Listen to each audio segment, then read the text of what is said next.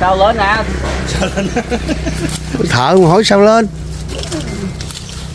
Cầm 2 dây á. Vậy một đau tay của trời. Theo cái nhắm nha. Thợ tao khỏe đó.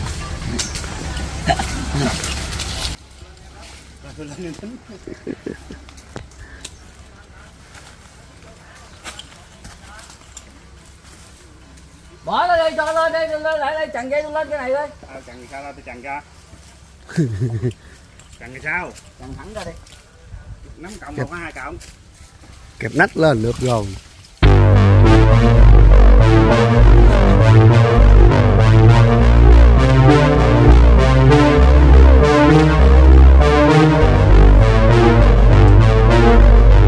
Mời các bạn xem út xử lý cây me tây này như thế nào nhé.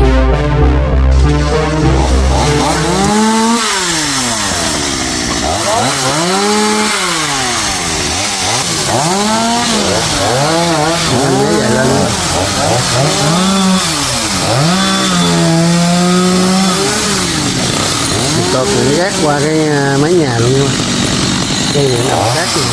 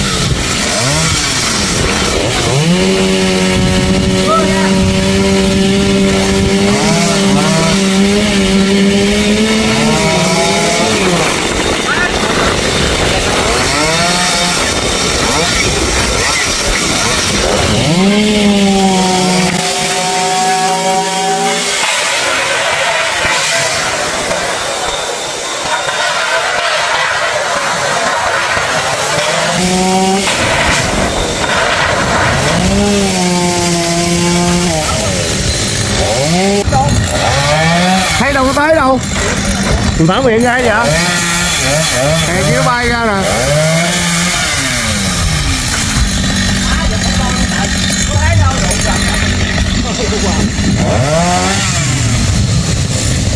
Thấy ghê quá.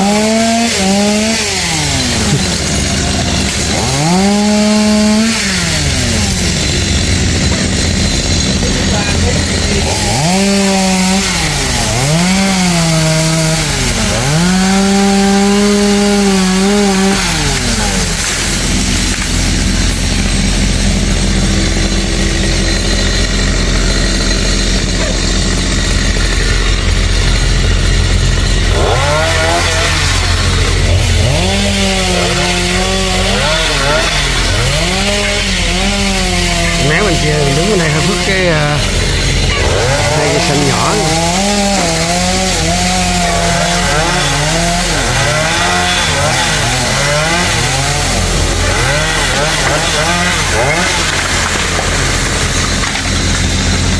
Nãy thì ở phía sau mình mà anh né nhánh cây này, nhánh cây nhỏ này.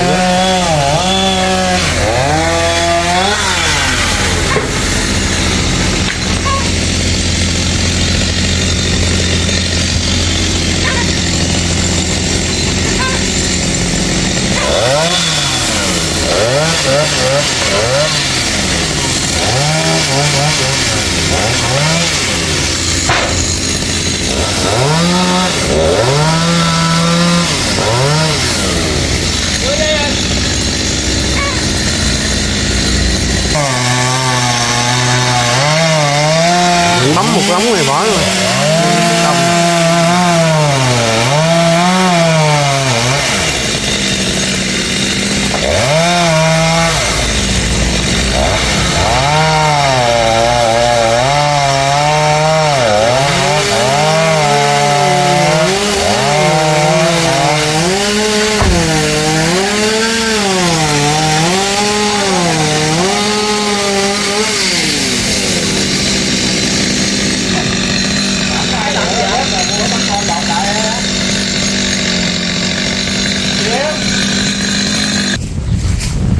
Dục anh lên cái nhánh tược thứ hai, tược này cao lắm.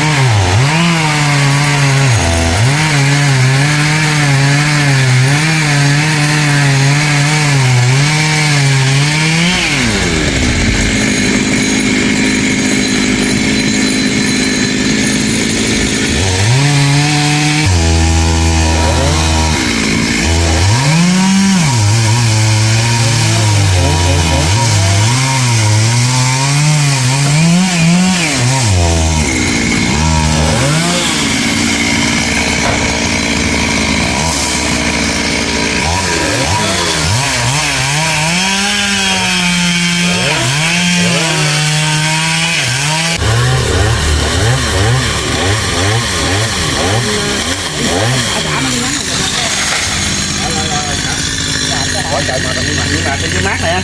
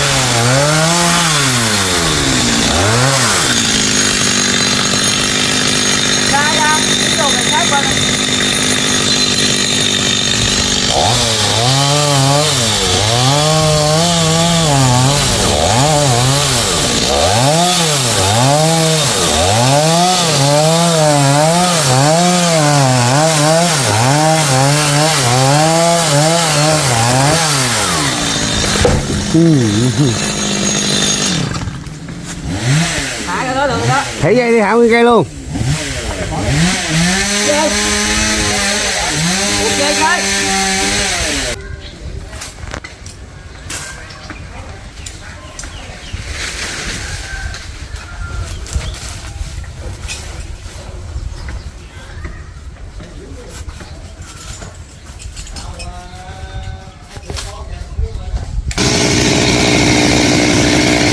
Dùng cái máy 382 để cắt góc luôn nha các bạn.